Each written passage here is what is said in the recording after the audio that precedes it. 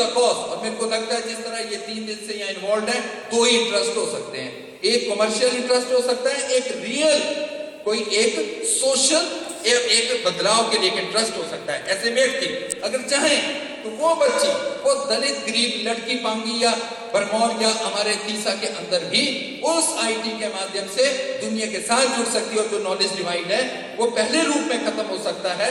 हम उसका इंतजार नहीं करते रहेंगे कि जब तक कोई ऐसा रेवोल्यूशन, एक क्रांति आएगी कि इकोनॉमिक और सोशल डिवाइड, दलित और महिलाओं के साथ जो भेदभाव है सामाजिक स्तर पर, वो भी खत्म हो पाए।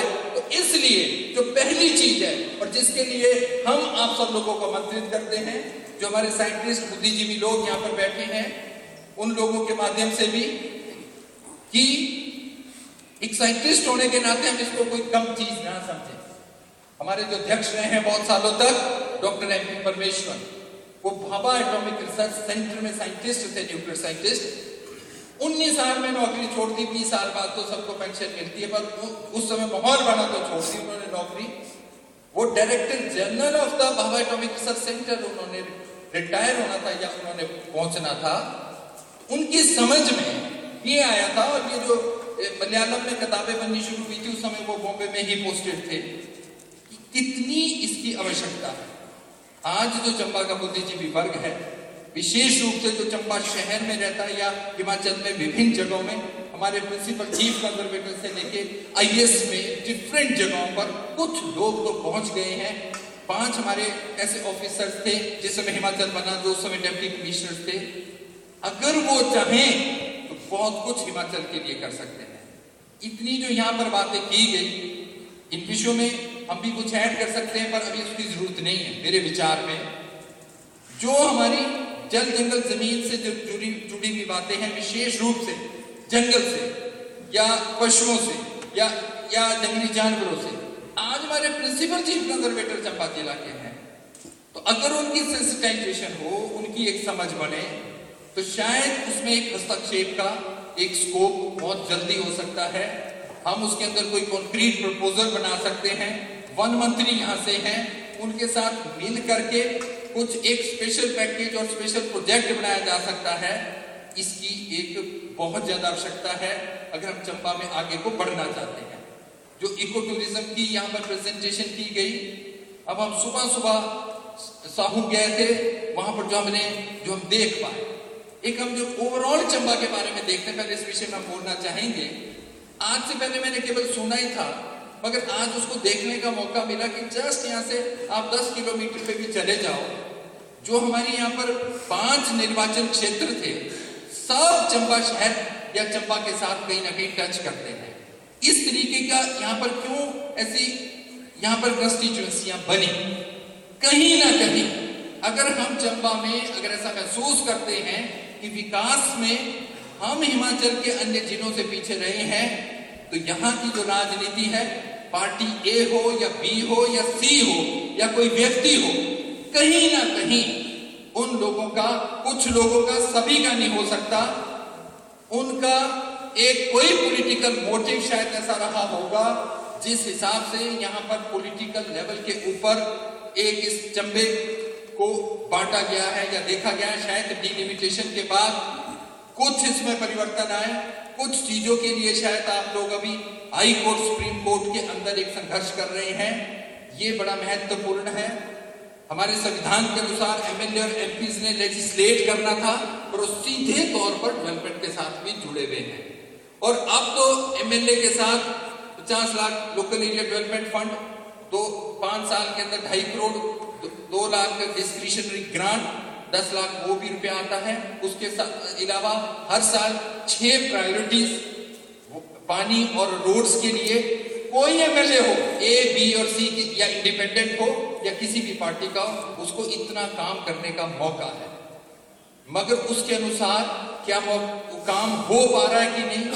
अगर उसमें कोई कमी है, तो ये जो इतनी संभावनाएं यहाँ पर है, या स्विट्जरलैंड जैसी ये जो संभावनाएं हैं, जब तक जनता साक्षर शिक्षित नहीं होगी, जब तक जनता एक वैज्ञानिक चेतना पर आधारित एक जागरूकता नहीं होगी, सामूहिक जागरूकता, वैज्ञानिक सोच पर आधारित सामूहिक जागरूकता, मतलब ये बहुत महत्वपूर्ण बात है कि जागरूकता तो है, पर किस डायरेक्शन में, वो सामूहिक होनी चाहिए। वो एक इंडिविजुअलिस्टिक, या जैसे अभी डॉक्टर अमित सैन ने कहा कि वो पूंजीवादी व्यवस्था में जो एक इंसान को एक अपने आप में एक एटम की तरह बना दिया जाता है, उस दिशा में ना हो, और उसके लिए संगठन हो, और जरूरत पड़ने पर संघर्ष भी हो। संघर्ष केवल असेंबली या पार्लियामेंट में नहीं होते, उससे बाहर भी होते हैं। जो स्टेज पे लोग बैठे हैं उसमें कुलभूषण, उपमन्यु जी, रतन चंद जी जैसे, और हमारे बहुत से आप लोग यहाँ पर बैठे हैं, अपने अपने स्तरों पे, विभिन्न स्तरों के ऊपर कोशिश जिस तरीके से कर रहे हैं। कई जो नई इनोवेटिवनेस है, जगदीश शर्मा जी पीछे प्रिंसिपल सेक्रेटरी सीएम के साथ रहे, हमारे साथ शुरू से उनका एक संबंध रहा है।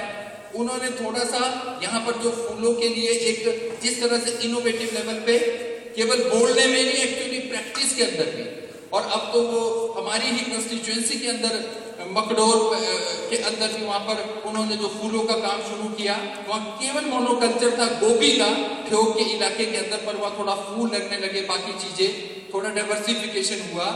तो कई ऐसे लोग हैं वो डेफिनेटली कुछ ना कुछ जो बोलते हैं उसको प्रैक्टिस में करते हैं, पर ऐसे स्थान पर बैठे हों जहां पर ये चीजें संभव हो तो कुछ किया जा सकता है। तो यहाँ पर जो यहाँ प्रेजेंटेशन जो विशेष रूप से अभी यहाँ पर हुई है, जो टेक्निकल प्रेजेंटेशन हुई है विपिन राठौर जी की और ये डॉक्टर मोहिंदर सलारिया जी की, बहुत महत्वपूर्ण है, इंपॉर्टेंट है, इसके अंदर इनपुट है और हमें बहुत कुछ इससे हम लोग समझ सकते हैं, सीख सकते हैं, मगर इसके लिए फोरम चाहिए। और जहां तक एक दृष्टिकोण की बात है, ज्ञान विज्ञान आंदोलन में हम किसी भी स्तर के ऊपर एंटी डेवलपमेंट भी नहीं है, मगर ध्यान ये भी रखना पड़ेगा जो कुलभूषण उपमन्यु जी ने यहाँ पर कहा कि हम डेवलपमेंट मानते किसको है, एक एक्सट्रीम पोजीशन भी नहीं लेते हैं, मगर साथ में ये जो डिबेट है कंजर्वेशन एंड डेवलपमेंट, ये बहुत महत्वपूर्ण है। ये एक साथ पर्सपेक्टिव एक हो सकता है, पर परिस्थितियां अलग अलग हो सकती है। प्रोजेक्ट टू प्रोजेक्ट बेसिस के ऊपर कौन सा हाइड्रो प्रोजेक्ट, ऐसा नहीं है, हाइड्रो प्रोजेक्ट दुनिया में हर जगह पर लगते हैं, मगर वहां पर जो यहाँ पर बात रखी जा रही थी, ये कैट प्लान की, उसका पैसा कैंपा में जो इकट्ठा हुआ और उसको अब बंदरों की नसबंदी केंद्र के लिए पिछली सरकार 50 करोड़ खर्चने के लिए जो तैयार थी, उसको कहां पर खर्चा जा रहा है। और दूसरी तरफ रतन जी के साथ जब हमने सुबह कई ऐसे एरिया देखे कि जहां पर कभी फ्लडिंग हुई, जहां पर कि टोटल जो वाटर शेड था सारा अफेक्टेड था, मगर बाद में लोगों ने थोड़ा थोड़ा घास है, झाड़ी है, पेड़ पौधे हैं, उन चीजों को लगाते लगाते किस तरीके से उस कैचमेंट को स्टेबलाइज करने लगे हैं। तो कैट प्लान के अंदर वो संभावनाएं हैं। और अगर हमारा आंदोलन, हमारा मूवमेंट जो यहाँ पर जितना भी पैसा यहाँ पर आया है, उसके लिए अगर प्रयास करेगा कि उस पैसे को ठीक ढंग से इस कैचमेंट में और इन वाटरशेड के अंदर अगर खर्चा जाएगा तो उसका कोई ना कोई फायदा हो सकता है। हाइडल पावर की एक आवश्यकता है, क्योंकि हिमाचल प्रदेश में या भारतवर्ष में अगर थर्मल पावर, ये एक अपने आप में एक अलग से डिबेट है, अगर हो सकती है, अगर बिना पर्यावरण को डिस्टर्ब किए हुए और जिस तरीके से, और उसके लिए जो पहले रिपोर्ट बनती है उसमें जो जन सुनवाई होती है, उसमें अगर जनता की प्रॉपर भागीदारी हो, जो इन्वायरमेंटल और उसके सोशल कंसिक्वेंसेस है उसको इसमें ध्यान में रखा जाए, जिन लोगों का रिहैबिलिटेशन होना है, पुनर्स्थापन होना है, उनको पहले किया जाए, उसके बाद अगर कोई काम हो। तो ऐसा नहीं है कि हर डेवलपमेंट, हर प्रोजेक्ट हमारे को उसका विरोध करने की आवश्यकता है। बाकी जो हमारा डेवलपमेंट का मॉडल है, यहाँ पर जो पिछले 3 दिनों के अंदर मुद्दे उठे हैं, हमारे डॉक्टर राठौर और सलारिया जी ने जो कई मुद्दे उठाए हैं, ये अभी डिबेटेबल बात है, क्योंकि हमारा जो एक इकोलॉजिकल पिरामिड है वो डिस्टर्ब है, फूड चेन हमारी डिस्टर्ब हो चुकी है। अगर पिछले 100 वर्षों के अंदर हमारे अगर आप देखते हैं अगर हमारे जंगलों के अंदर मोनोकल्चर किया गया है, चंबा के अंदर हमें याद है कि जब ढोलक और नगारे दे करके प्लांटेशन को अप्रूव किया गया था, कब किया था रतन जी? जब एक बार जबकि केवल चीड़ की प्लांटेशन यहाँ पर हो रही थी, तो इस तरीके से भी हुआ है कि केवल वो मोनोकल्चर ना किया जाए। 83 में मतलब इस तरह के प्रयास हुए हैं। आपने चौड़ी पत्ती वाले पेड़, इवन बान ओक को काट करके पॉपुलर लगाया। अगर हम सरका घाट के इलाके में, जिसको हम फॉरेस्टर्स फॉली बोलते हैं, गलतियां हुई है या तो माफिया ने, या फॉरेस्ट में जो हम लोग बाहरले देशों से जाकर कुछ सीख के उसको एकदम इंप्लीमेंट करना चाहते हैं, हाई वैल्यू क्रॉप्स बनाना चाहते हैं, वो सब चीजें हुई है। और हम लोगों के द्वारा भी कई बार हम लोग उन बातों का ध्यान नहीं रखते हैं। जैसे पहले रखा करते थे कि अगर पशुओं को, भेड़ बकरी के लिए चारा काटना है पेड़ से, तो उसको किस तरीके से पत्ती को निकालना है, लॉपिंग कैसे करनी, छोटी छोटी सी बातें। क्योंकि अब हमें मानते ही नहीं कि जंगल हमारे हैं, हम उससे दूर होते जा रहे हैं।